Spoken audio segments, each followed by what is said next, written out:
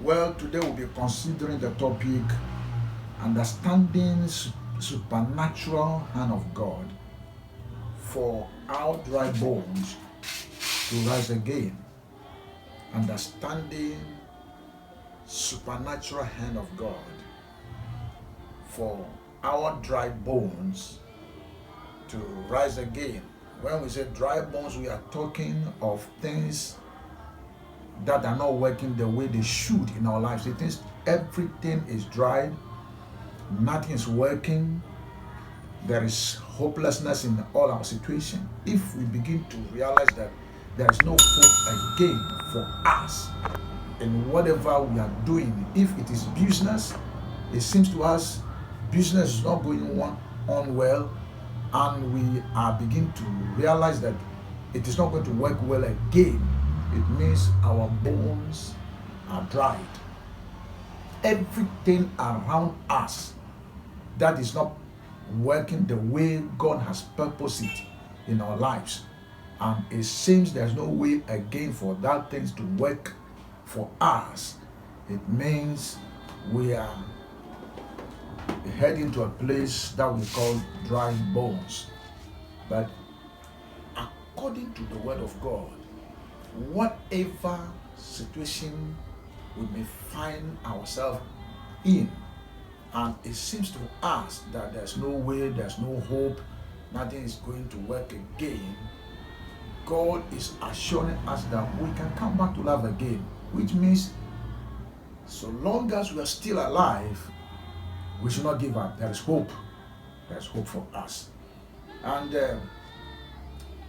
we are going to take our text from Ezekiel chapter 37, verse 1 and 2. Ezekiel chapter 37, verse 1 and 2. It reads, "The hand of the Lord was upon me, and he brought me out by the Spirit of the Lord, and set me down in the middle of the valley, and it was full of bones. And he caused me to pass among them round about, and behold, there were very many on the surface of the valley, and lo, they were very dry." And this is talking about the situation of Israel. Israel in exile came to a time to realize that there's nothing for them to do again. They realize that all hope is lost. So as they begin to think of this, they begin to live anyhow because they realize nothing is going to work again. So they are living anyhow. But God intervened by taking his prophet Ezekiel to a very big valley. And what the prophet saw was dried, scattered bones all over the place. So God asked the prophet, "What are you seeing?" And he says, "I saw many bones which are very, very, very dry." So God asked him, "Are you sure? Do you think, can this bone live again?" The prophet realized that God is the all-knowing God. Told God, "Yes, for this one I don't know, but you know." And then the Lord commanded the prophet to prophesy. In other words, to speak to the bones. And what exactly he's supposed to speak, God commanded him to speak that. And he was obedient to the commandment of God and spoke exactly what God commanded him to speak. And when he spoke, God entered into it. And miraculously, the bones all came together and they became a very large crowd of people. And God told him, this is the situation of Israel. This is how they are seeing themselves. They realize that there's no way. But I have come to tell you that there is hope for them. So whoever you are, whatever is happening unto you now, however you are feeling, what you realize that nothing is working. But I tell you, with God, all hope is not lost. You will come back to again. If it is your business, it will come back again. If it is your marital life which is broken and you realize that there's no way, I want to assure you that that marriage will come back to its normal and proper place again. There is a hope for you. But how can the dry bones, the situation which is not working again, how can it come back? It takes the hand of God.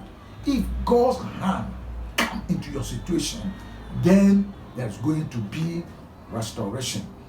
So, I want to tell you that without the hand of God, it means there's no future for you. It means there's no hope for you. So, number one, for our dry bones to rise up again, we need the hand of God in our lives. For everything that goes bad in our lives, for that thing to come back, for that thing to be restored, it takes the hand of God. Therefore, we need the hand of God. Now, it takes the hand of God to enter into the realm of the spirit to see the reality of our situation. Now, Ezekiel could not see this until the hand of God came upon him. He said, the hand of the Lord was upon me, and he brought me out by the Spirit. So if the hand of God is not there, you will never see how the situation is. It is the hand of God that came upon Ezekiel and carried him out to the wilderness. So for everything to work around us, we need the hand of God.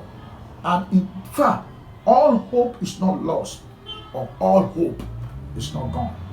When we read to 2 Chronicles chapter 30 verse 12, there's something there for us to see. He's also talking about the hand of God. And when the hand of God came, there was victory. 2 Chronicles chapter 30 verse 12. 2 Chronicles chapter 30 verse 12 says,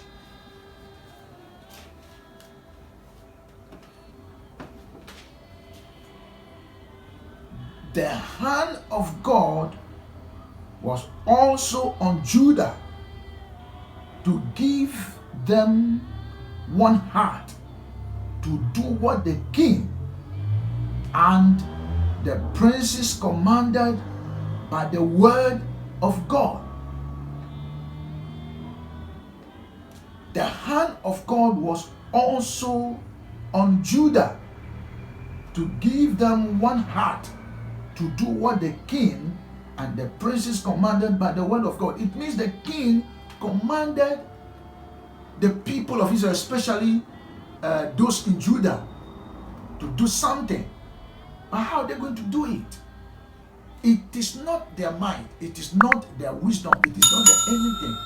But when they relied on God, God's hand came upon them and they were able to fulfill the task that the king demanded from them.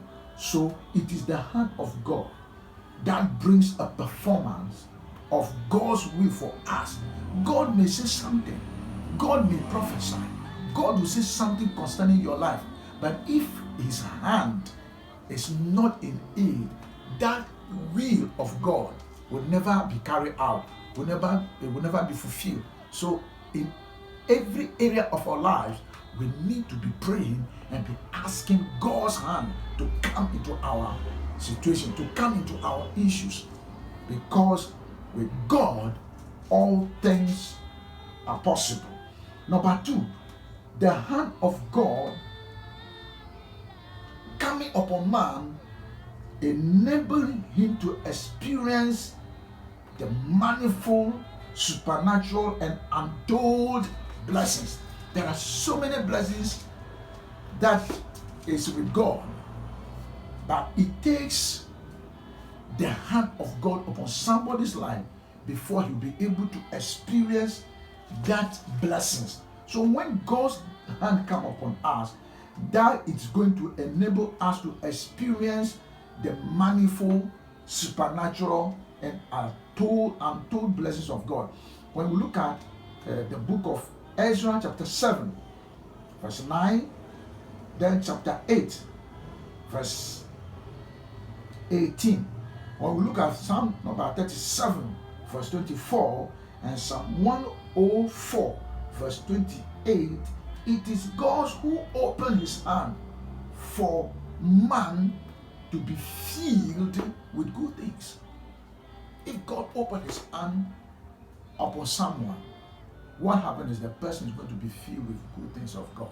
God has so many things in his hand, but it takes God to open that of his hand upon us before we'll be able to enjoy the good things of God. According to John chapter 10 verse 28, the hand of God, the supernatural hand of God, when it is on us, our lives are safe and secure. So you can't live a secured life. You can't live a safe life without the hand of God. You know, Jesus says, he said, my Father who gave you unto me is so strong and so powerful, and he will not allow anyone to snatch us from his hand, which means everyone who believes in Jesus is now in the hand of God. And if you are in the hand of God and you continue to remain in the hand of God, no weapon of the enemy fashioned against you shall prosper. The hand of God brings us protection. The hand of God brings us security. So if you want to live a secured life, a protected life, a preserved life, then we need the hand of God. Number 3, the hand of God on us make us to see beyond the natural. The hand of God upon us makes us to see beyond the natural. Listen, there is no hopeless situation before God. When God's hand is upon us, we will see what God sees. You know, when Israel was not having the hand of God upon them, even the prophet Ezekiel didn't have the hand of God upon him. He was not able to see that the situation of Israel that has been used as dry bones can come back to life. But immediately the hand of God came upon Ezekiel. Ezekiel was carried into the spirit, and he was beginning to see in the spirit realm how the life of the children of Israel can come back to life. This morning, I want to tell you that nothing dies before God. For God is the life giver. Nothing dies before God. Wherever God is, nothing dies over it, because God is the God of the living. God is the one who quickens even the dead.